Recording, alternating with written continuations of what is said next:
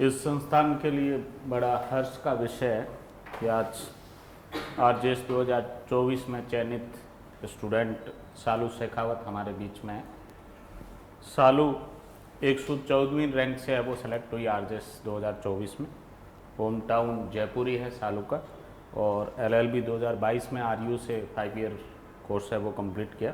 LLM 2024 में RU से complete किया और आरजेएस का ये फर्स्ट अटैम्प्ट था सालू का और फर्स्ट अटैम्प्ट में जो है 114th रैंक से जो है वो सेलेक्ट हुई है।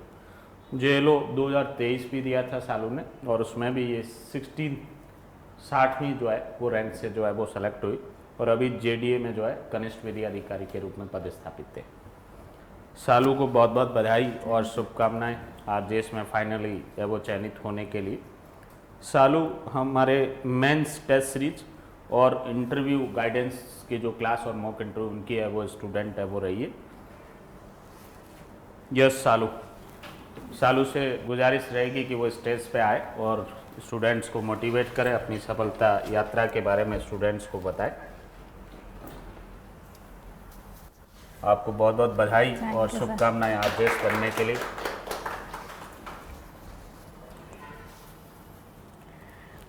हेलो, मैंने अपनी आरजेएस की जो मतलब मुझे ऐसा लगता है मैंने स्कूल्स में ही डिसाइड कर लिया था कि मुझे आरजेएस बनना है। उसके बाद मैंने फिर अपने जो लाइफ के डिसीजन है वो इसी तरीके से लिए। मैंने पहले 5 ईयर लॉ करा यूनिवर्सिटी ऑफ राजस्थान से और उसके बाद मैंने एलएलएम किया। मेरे एलएलएम के दौरान ही जेएलओ की वैकेंसी आई और उसमें मैंने सोच लिया था कि मुझे आरजेएस की वैकेंसी 2 साल से आ नहीं रही थी, तो इस कारणवश मैंने सोचा कि अब ये फर्स्ट वैकेंसी तो इसी में अपन को अपनी पूरी मेहनत करती हैं। तो फिर मेरा जेएलओ में रैंक 60 से सिलेक्शन हुआ। उसके बाद इसी बीच में मैंने आरजेएस की जब तैयारी की तो मुझे एक डायरेक्शन लेस फील हो रहा था कि मैं सेल्फ स्टडी कर रही थी मेनली कि अब किस चीज़ को पढ़ा जाए और क्या छोड़ा जाए। तो इसलिए मैंने सर की टेस्ट सीरीज़ ज्वाइन की और उस टेस्ट सीरीज़ से मुझे मतलब मेनली जितने भी सब्जेक्ट्स है उसमें मेरी प्रिपरेशन और स्ट्रॉन्ग हो गई, क्योंकि जो सर की टेस्ट सीरीज़ है वो बहुत होलसम है और उसमें जो सारे ही सब्जेक्ट्स उसके ऑलमोस्ट इम्पॉर्टेंट टॉपिक्स उसके अलावा जो भी लेस इम्पॉर्टेंट है मतलब जो आ सकता है एग्ज़ाम में वो भी उसमें कवर्ड था। तो जब मैंने 2 बार टेस्ट सीरीज दे ली थी सर की जब तक आरजेएस की वैकेंसी ये वाली नोटिफाई हुई और उस टाइम पीरियड में मैंने एज अ जेएलओ ज्वाइन भी कर लिया था। तो मैंने अपनी जॉब से छुट्टी लेकर इस एग्ज़ाम की प्रिपरेशन की और 114 रैंक से मैं सेलेक्ट हुई।